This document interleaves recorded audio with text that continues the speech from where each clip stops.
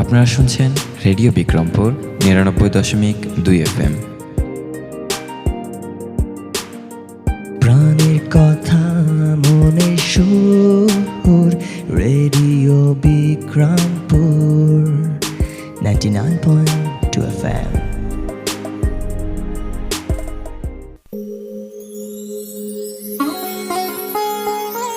নারী ও কন্যারা এগিয়ে গেলে এগিয়ে যাবে বিশ্ব।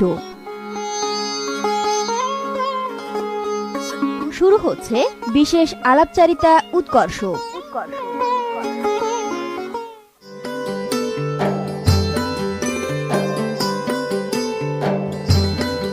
সুপ্রিয় শ্রোতা, সবাইকে অনেক অনেক প্রীতি ও শুভেচ্ছা জানিয়ে শুরু করছি কমিউনিটি রেডিও বিক্রমপুর ৯৯.২ FM এর ব্যক্তিগত অগ্রগতি ও পেশাগত উৎকর্ষ বৃদ্ধি বিষয়ক অনুষ্ঠান উৎকর্ষ।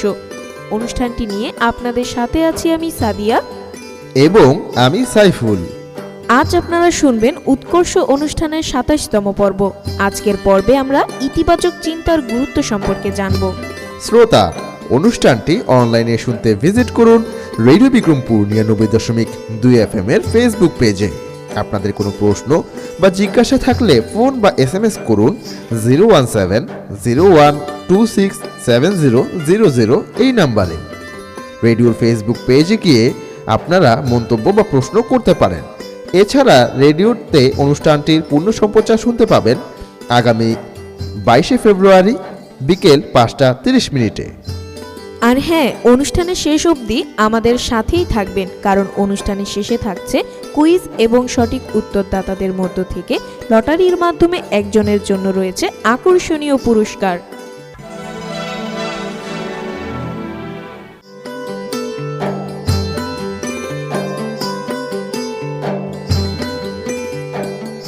আমাদের প্রতিটি মানুষের জীবনেই কিছু অপূর্ণতা থাকে। এক একজন মানুষের রয়েছে এক এক রকম না পাওয়া। তাই আমাদের চেষ্টা করতে হবে এই অপূর্ণতা ও না পাওয়াগুলোকে ভুলে সামনের দিকে এগিয়ে যাওয়া। আর এক্ষেত্রে ইতিবাচক চিন্তার কোনো বিকল্প নেই। আচ্ছা সাইফুল, তোমার কি মনে হয় আমরা ইচ্ছে করলে ইতিবাচক চিন্তা করতে পারি? আমার মনে হয় আমরা যদি চেষ্টা করি তাহলে ইতিবাচক চিন্তা করা কিংবা ইতিবাচক মনোভাব গড়ে তোলা সম্ভব। যেভাবে আমরা অন্য কোনো দক্ষতা যেমন গণিত, বিজ্ঞান, কম্পিউটার ইত্যাদির অভ্যাস গড়ে তুলতে পারি, তেমনি পজিটিভ মাইন্ডসেট বা ইতিবাচক মানসিকতাও আমরা সময়ের সাথে সাথে গড়ে তুলতে পারি। ইতিবাচক মানসিকতা গড়ে তোলার জন্য অন্য সব কিছুর মতো সময়, ধৈর্য এবং আন্তরিক চেষ্টা প্রয়োজন। পাশাপাশি অন্যের নেতিবাচক মন্তব্য কিংবা মনোভাবকে গুরুত্ব না দিয়ে নিজের মধ্যকার ইতিবাচক শক্তিকে সক্রিয় করতে হবে। তুমি ঠিকই বলছো। অন্যের নেতিবাচক মন্তব্য কিংবা মনোভাবকে যদি আমরা এড়িয়ে চলতে পারি, তাহলে জীবনকে আরো সহজ ও সফলভাবে গড়ে তোলা সম্ভব। চলো এই বিষয়টা নিয়ে একটা গল্প শুনি। একদিন একদল ব্যাঙ একটি প্রতিযোগিতার আয়োজন করলো। তাদের লক্ষ্য ছিল একটি উচ্চ টাওয়ারের শীর্ষে আরোহণ করা। প্রতিযোগিতাটি দেখার জন্য এবং অংশগ্রহণকারীদের বাহবা দেওয়ার জন্য অনেকে জড়ো হলো। প্রতিযোগিতা শুরু হলো, কিন্তু টাওয়ারে ওঠার রাস্তা ছিল খুবই কঠিন। তাই ব্যাঙগুলো একের পর এক পড়ে যেতে লাগলো। কেউ কেউ নতুন উদ্যমে উঁচুতে উঠতে লাগলো। এটা দেখে দর্শকরা চিৎকার করতে লাগলো, এই কাজ অত্যন্ত কঠিন, কেউ সফল হতে পারবে না। ব্যাঙগুলো অনেক চেষ্টা করলো, কিন্তু শেষ অবধি তারা প্রতিযোগিতা ত্যাগ করলো। কিন্তু একটি ছোট ব্যাঙ টাওয়ারে ওঠা ছেড়ে দিল না। সে অনেক চেষ্টা করে অবশেষে টাওয়ারের শীর্ষে পৌঁছে গেল। অন্যান্য সকল ব্যাঙ তখন জানতে আগ্রহী হলো যে ছোট ব্যাঙটি এর পক্ষে কি করে টাওয়ারের শীর্ষে ওঠা সম্ভব হলো। একজন প্রতিযোগী ছোট ব্যাঙটিকে জিজ্ঞেস করলো, তুমি টাওয়ারে ওঠার শক্তি পেলে কোথা থেকে? কিন্তু ব্যাঙটি কোনো উত্তর দিল না। এক সময় সকলে বুঝতে পারল প্রতিযোগিতায় জয়ী ব্যাঙটি আসলে বধির, অর্থাৎ কানে শুনতে পায় না। এই গল্পটির শিক্ষণীয় বিষয় হলো অন্য লোকদের নেতিবাচক মন্তব্য বা নিন্দাজনক কথায় গুরুত্ব না দেওয়া, কারণ এতে আমাদের স্বপ্ন এবং ইচ্ছা আমাদের নিকট থেকে দূরে সরে যায়। তাই যখন লোকে বলবে যে আমাদের পক্ষে স্বপ্ন পূরণ সম্ভব না, তখন আমাদের বধির হতে হবে। সর্বোপরি সবসময় ইতিবাচক হতে হবে এবং চিন্তা করতে হবে আমি এটা করতে পারি।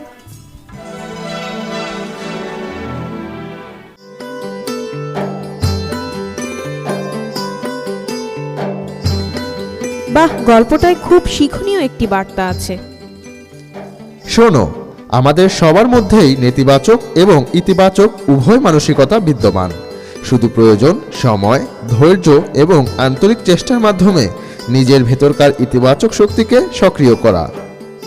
তোমার কথা থেকে যেটা বুঝলাম, অন্যান্য দক্ষতা অর্জনের জন্য যেমন সময়, ধৈর্য এবং আন্তরিক চেষ্টা ও অনুশীলনের দরকার, তেমনি ইতিবাচক চিন্তার অভ্যাস গড়ে তোলার জন্য নিয়মিত অনুশীলন দরকার। তুমি কি বলতে পারবে এই অনুশীলনটা আমরা কিভাবে শুরু করতে পারি?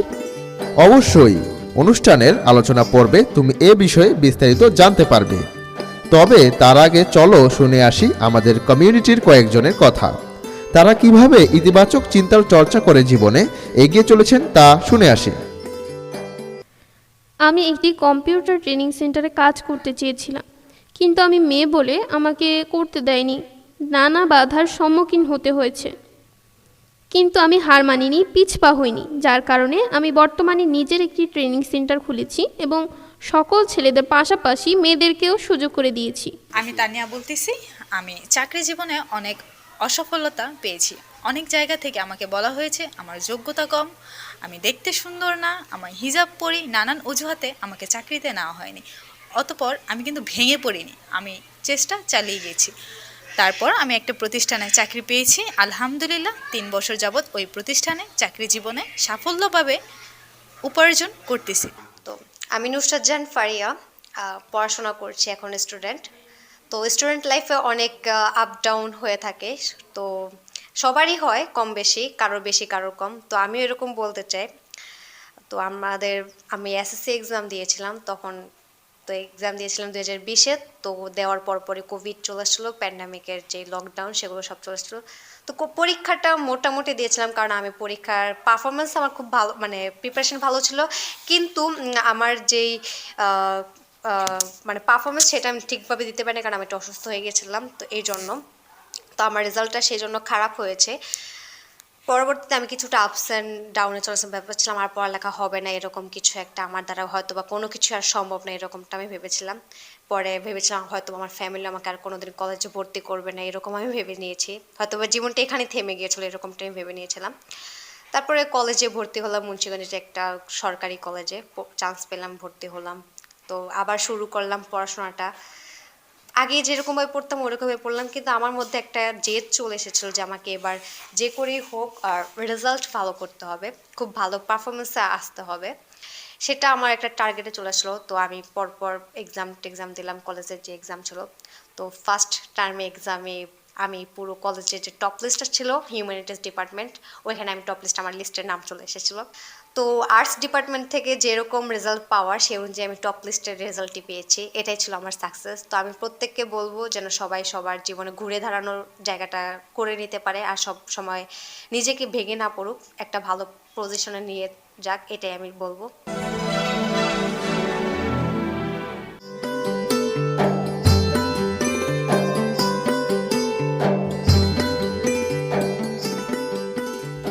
শুনলে তো আমাদের কমিউনিটির কয়েকজনের কথা। তারা যে অসফলতায় ভেঙে না পড়ে চেষ্টা চালিয়ে গেছে বা যাচ্ছে, এটাই হলো তাদের ইতিবাচক মনোভাব, ইতিবাচক শক্তি। আসলেই আমরা কত ছোটখাটো সমস্যায় ভেঙে পড়ি, অথচ মানুষের জীবনে আরো কত কঠিন কঠিন সমস্যাই না থাকে, এবং সেগুলো সমাধানে কিংবা মোকাবেলায় ইতিবাচক চিন্তা হতে পারে অত্যন্ত সহায়ক হাতিয়ার। সাদিয়া, তুমি তো জানতে চেয়েছিলে আমরা কিভাবে ইতিবাচক চিন্তা করার কিংবা ইতিবাচক মনোভাব গড়ে তোলার অভ্যাস করতে পারি। হ্যাঁ, জানতে পারলে তো খুব উপকার হতো। চলো তাহলে জনাব তামান্না সরকার মনির কাছ থেকে শুনে আসি আমাদের জীবনে ইতিবাচক চিন্তার গুরুত্ব এবং ইতিবাচক চিন্তার অভ্যাস গড়ে তোলার নানান কৌশল। জনাব তামান্না সরকার মনি, ইতিবাচক চিন্তা বলতে আমরা সাধারণভাবে বুঝি ভালো ভালো চিন্তা করা। এর সাথে সাথে আর কোন বিষয়গুলো থাকলে সেটাকে আমরা ইতিবাচক চিন্তা বলতে পারি? ধন্যবাদ। ইতিবাচক চিন্তা হলো যে কোনো বিষয়ে হাঁবোধক ধারণা রাখা। ইতিবাচক চিন্তা বা ইতিবাচক মনোভাব একটি মানসিক দৃষ্টিভঙ্গি যা আমাদের মনের ভাবনায়, চিন্তায়, কথায় এবং আচরণে বিদ্যমান থাকে। ইতিবাচক মানসিকতা আমাদের কার্যক্রমকে বৃদ্ধি, বিস্তৃতি এবং সফলতার দিকে চালিত করে। একটি ইতিবাচক মানসিকতা সম্পন্ন মন প্রতিটি পরিস্থিতি ও পদক্ষেপে আনন্দ উপভোগ ও সুস্বাস্থ্য এবং সফলতা সম্পন্ন ফলাফল প্রত্যাশা করে। আমাদের জীবনে ইতিবাচক চিন্তা করাটা কেন জরুরি বলে আপনি মনে করেন, কিংবা ইতিবাচক চিন্তার উপকারিতা সম্পর্কে যদি বলেন? আমাদের জীবনে নানা ধরনের বাধা বিপত্তি আসে। সেই বাধা বিপত্তিগুলো সবসময় ভালো মনে মেজাজে ভালো রেখে মোকাবেলা করতে হয়। আপনি যদি সবসময় ইতিবাচক চিন্তা করে থাকেন তাহলে মন প্রফুল্ল রেখেই সকল বাধা বিপত্তি পার করতে পারবেন। যারা ইতিবাচক চিন্তা ভাবনা করেন তারা কখনো আশাহত হন না। যতই বাধা আসুক তারা নতুন দমে কাজ করে যেতে থাকেন। ইতিবাচক চিন্তার ফলে মানসিক চাপ অনেক কমে যায়। এতে করে শারীরিকভাবে এবং মানসিকভাবে শরীর ভালো থাকে। এতে শরীরে অসুখ বিসুখ কম হয় এবং রোগ প্রতিরোধ ক্ষমতা বৃদ্ধি পায়। যে কোনো বিপদে পড়ুন না কেন, এই ইতিবাচক মনোভাবের জন্যে অদৃশ্য একটি মানসিক শক্তি লাভ করতে পারবেন। এতে করে আপনি সহজে বিপদ মোকাবেলার বিভিন্ন পথ বের করে নিতে পারবেন। আগেকার দিনে মুরব্বীরা বলতো, বেশি চিন্তা করলে চুল পেকে যায়। আসলেই কিন্তু তাই। আপনি যখন অনেক বেশি নেতিবাচক চিন্তা করবেন তখন নিজেকে ধীরে ধীরে অসুস্থ মনে হবে, আর এই অসুস্থতার জন্যই নিজেকে অনেক বয়স্ক লাগবে, শরীরে কোনো শক্তি নেই এমন লাগবে। আপনি যখন বেশি বেশি ইতিবাচক চিন্তা করবেন তখন আপনার মাঝে এক ধরনের তারুণ্যতা কাজ করবে। ইতিবাচক চিন্তার সুফল সম্পর্কে তো আমরা শুনলাম, কিন্তু আমরা তো সকলে ইতিবাচক চিন্তা করতে পারি না। তাই আমরা কিভাবে ইতিবাচক চিন্তা বা মনোভাব গড়ে তুলতে পারি সেই সম্পর্কে যদি বলেন। আসলে আমাদের চারপাশে ইতিবাচক চিন্তা বা বিষয় থেকে নেতিবাচক বিষয়গুলো অনেক বেশি প্রকট। ফলে আমরা না চাইলেও অনেক সময় নেতিবাচকতা ধীরে ধীরে আমাদের সামাজিক ও ইতিবাচক জীবন অতিবাহিত করা থেকে দূরে ঠেলে দেয়। অথচ জীবন যাপনে পজিটিভ দৃষ্টিভঙ্গি গড়ে তোলা গেলে সফলতা লাভ করা যায়, কিন্তু অভ্যাস গড়ে তোলা গেলে পুরো জীবনটাই ইতিবাচকভাবে চালনা করা যেতে পারে। এই যেমন ধরুন, ইতিবাচক চিন্তাভাবনা সম্পন্ন মানুষের সাথে মিশুন। আপনি যদি অনেকগুলো মানুষের সাথে উঠা বসা করেন যারা সব সময় তাদের জীবন নিয়ে অভিযোগ করে, তাদের সমস্যার কথা ছাড়া কিছুই বলে না, তাহলে ধীরে ধীরে আপনি এমন হয়ে যেতে বাধ্য হবেন। মন ভালো থাকলেও মন খারাপ হয়ে যাবে। তাই চেষ্টা করবেন ইতিবাচক কথা বলে এমন মানুষের সাথে উঠা বসা করা। যখন আপনার আশেপাশের মানুষ ইতিবাচক হবে তখন নেতিবাচক কোনো চিন্তাই আপনার মাঝে আসবে না। যেমন ধরুন, নিজের ব্যবহারের দায়ভার নিতে শিখুন। সব সময় যে কোনো পরিস্থিতিতে নিজের ব্যবহারের দায়ভার নিতে শিখুন। অন্যায়ভাবে অন্যের উপর দোষ চাপাতে যাবেন না। নিজের ব্যবহারের দায়ভার যত বেশি নেবেন তত বেশি নিজের ভুল থেকে শিক্ষা লাভ করতে পারবেন। যেমন ধরুন, সামাজিক কাজে অংশগ্রহণ করুন। সব থেকে ভালো লাগে কখন জানেন? যখন আপনার কি আছে তা চিন্তা না করে আপনি কি দান করতে পারলেন তা ভাবেন। অন্যকে সাহায্যের মাধ্যমে আপনার নতুন পরিচয় তৈরি হবে। দুনিয়া আপনাকে নতুনভাবে চিনবে, জানবে, যা ইতিবাচক চিন্তার গুরুত্বপূর্ণ একটি ভূমিকা পালন করে থাকে। আরও একটি বিষয়, ইতিবাচক এবং অনুপ্রেরণামূলক বই পড়ুন। আপনি যদি বই পড়তে ভালোবাসেন তাহলে চেষ্টা করবেন সব সময় ইতিবাচক ও অনুপ্রেরণামূলক বই পড়তে। এতে করে আপনার মাঝে ইতিবাচক চিন্তা ভাবনার সৃষ্টি হবে এবং ইহা জীবনের প্রতিটি পদে পদে অনুপ্রেরণা যোগাবে। যেমন ধরুন, নেতিবাচক চিন্তাগুলি শনাক্ত করে পরিহার করুন। আপনি যদি এখনও নেতিবাচক চিন্তার মধ্যে দিয়ে থাকেন তাহলে আপনি কখনোই ইতিবাচক চিন্তা করতে পারবেন না। আপনাকে অবশ্যই আগে নেতিবাচক চিন্তাগুলি খুঁজে বের করতে হবে এবং তা পরিহার করতে হবে। আপনি যদি সবসময় এমন ভেবে থাকেন, আমি সব সময় সব কিছু বিগড়ে দেই, আমি দিয়ে কিছুই হবে না, তাহলে আমি বলবো এভাবে না চিন্তা করে আপনি বাস্তবভাবে ইতিবাচক চিন্তা করুন। আপনি ভাবুন, সবই ঠিক করি, শুধু মাঝে মাঝে ভুল করে ফেলি এবং আমি সেই ভুল থেকে শিক্ষা লাভ করে থাকি। ব্যাস, হয়ে গেল ইতিবাচক চিন্তা। নিজের লক্ষ্য আগে ঠিক করুন, তারপর কাজ করুন।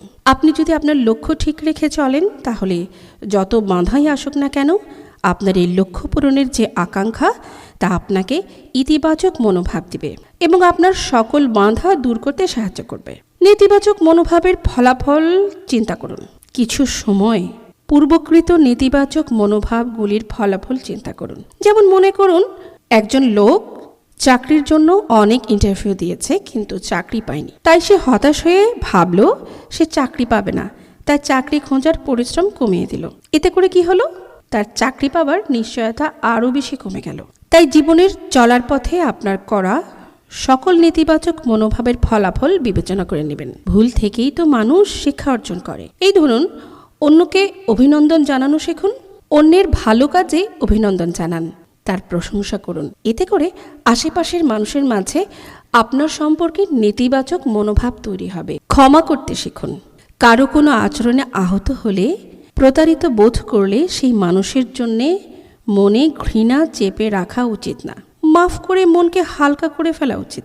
ঘৃণা, ঈর্ষা, অহংকার এক ধরনের নেতিবাচক অনুভূতি মনকে বিষাক্ত করে তোলে, নিজের শান্তি নষ্ট করে দেয়। তবে এর মানে এই নয় যে বারবার মানুষকে আঘাত করার সুযোগ দিতে হবে। শুধু মন থেকে তাদের অপরাধটা মাফ করে দিতে হবে। এতে মানসিক এবং শারীরিকভাবে সুস্থ থাকা যায়। প্রতিদিন কৃতজ্ঞতা চার্ট তৈরি করুন। প্রতিদিন আপনি কারো না কারো কাছে অনেক কৃতজ্ঞ থেকে থাকেন। মাঝে মাঝে ব্যস্ততার জন্য এইগুলো ভুলে যাওয়া হয়, তাই এর একটি চার্ট বানিয়ে নিলে বুঝতে পারবেন প্রতিদিন আপনার জীবনে কতগুলো ইতিবাচক এবং নেতিবাচক ঘটনা ঘটেছে। আমি বলবো, নিজের যত্ন করতে শিখুন। প্রতিদিনের কর্মব্যস্ততার পাশাপাশি নিজের শারীরিক আর মানসিক দিকগুলি যত্ন নিতে ভুলবেন না। যখন আপনি শারীরিক আর মানসিক দিক দিয়ে সুস্থ থাকবেন, তখন আপনি বেশি বেশি ইতিবাচক চিন্তা করতে পারবেন। সবশেষে বলবো, অবচেতন মনকে চিন্তার মধ্যে নিয়ে আসুন। আমাদের প্রতিদিনের কর্মকাণ্ডে কিছু কাজ অবচেতনভাবে করে থাকি। আমাদের অবচেতন মন বলে একটি বিষয় আছে, যেখানে আমাদের মন এবং মস্তিষ্কের চাওয়া কাজগুলি গেঁথে থাকে। আপনি যদি চেষ্টা করে অবচেতন মনে ইতিবাচক চিন্তাগুলি রাখতে পারেন, তাহলে আপনার মধ্যে যে কোনো কাজে ইতিবাচক চিন্তা এমনিই চলে আসবে। কাজটি সহজ নয়, কিন্তু অসম্ভবও নয়। চেষ্টার মাধ্যমে সব করা সম্ভব।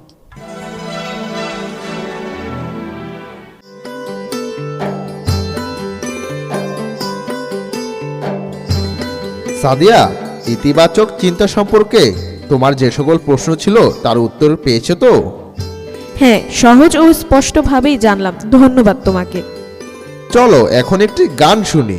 হ্যাঁ, অনেকক্ষণ থেকেই আমরা শুধু কথা বলছি আর শুনছি। এখন একটা গান শুনলে খুব ভালো হয়।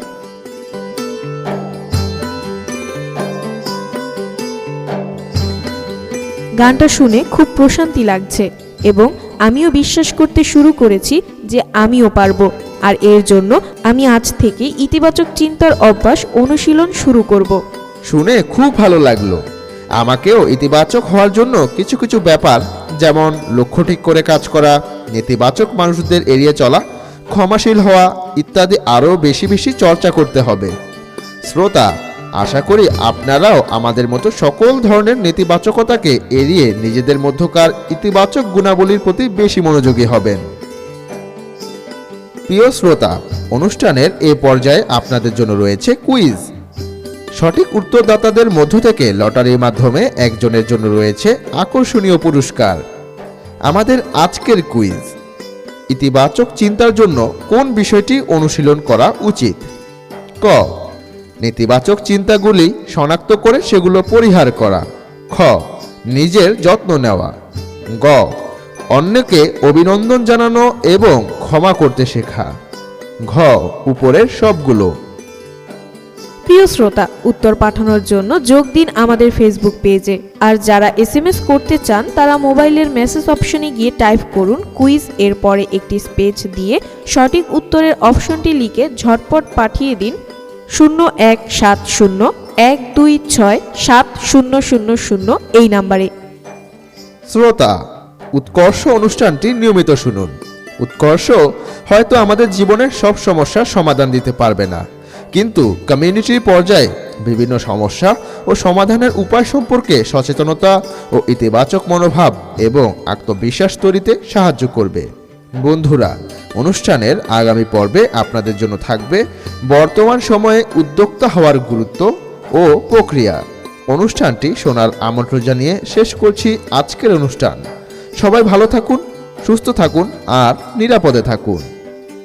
অনুষ্ঠানটি প্রচারিত হলো গ্যাপ ইনের পেস প্রোগ্রামের অর্থায়নে এবং Bangladesh NGOs network for radio and communication BNNRC এর সহযোগিতায়।